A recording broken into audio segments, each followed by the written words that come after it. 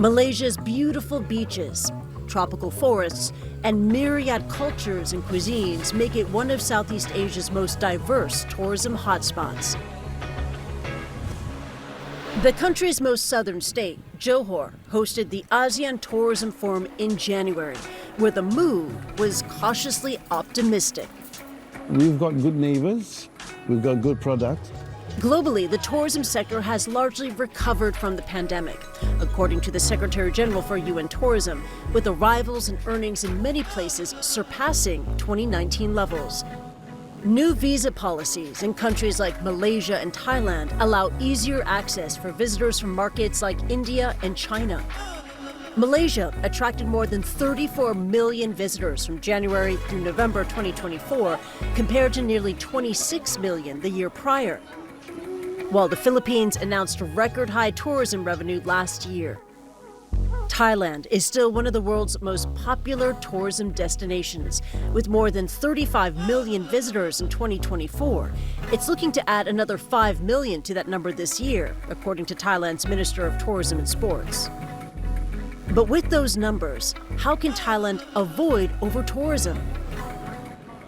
We try to make hotel provider, try to focus on the sustainable tourists. We try to educate people. We try to expand tourists to other places. And to spread the tourism. To spread the tourism, yes.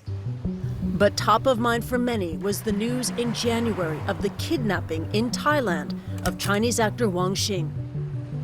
Located and rescued near the Thai border of Myanmar a few days later, he was one of hundreds of thousands of people trafficked to work in cyber scam compounds run by Chinese crime syndicates in Myanmar and other parts of Southeast Asia. News of that incident prompted concern on Chinese social media platforms and led to reports of trip cancellations to Thailand ahead of the important Lunar New Year holiday period. I asked the country's tourism minister if Thailand is safe for Chinese tourists. It's very safe. We have the issues that a lot of rumor, a lot of fake news spread in China. It's the Chinese themselves doing what they do to their people, but use Thailand as the past country. And mostly, if we look closer to the number that were canceled, was the first-timer, not the repeat tourists. Cross-border cooperation and regional solidarity is essential to combating this issue, according to Malaysia's Secretary General for Tourism, Arts and Culture.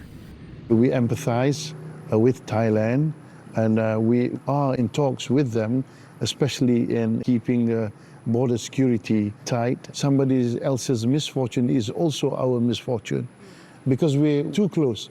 We're in one regional group, which is called ASEAN. If our neighbor catches cold, we'll feel shivery as well.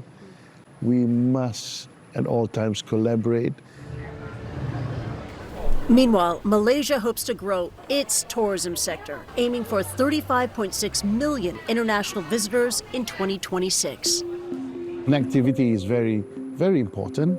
Malaysia is located smack in the middle of Southeast Asia, and there's a trend now where tourists love to cover two countries instead of just one. So they can come to Singapore and then cross over the causeway to Johor. How are you seducing international travelers to say, you need to come here? You want to experience Asia? Just come over to Malaysia. We have almost all the culture of Asia here, but we also have the food. And Malaysians love food, and you can experience that. We got a taste of one of the Malaysian capital's most iconic street food markets. This is Jalan Alor, the night market in Kuala Lumpur, and this place is famous. People love coming here, not just tourists, but locals as well, for local delights, for the satay, for the durian, for the fresh coconut juice, and more.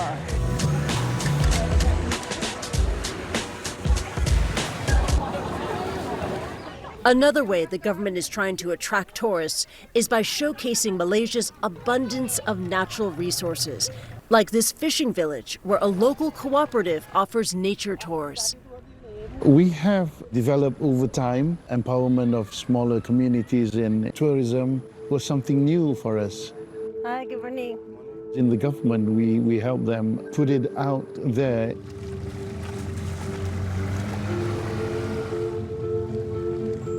This is an extraordinary place to experience peace and tranquility. And again, we're just 20 minutes outside a major Malaysian city, and you can find this.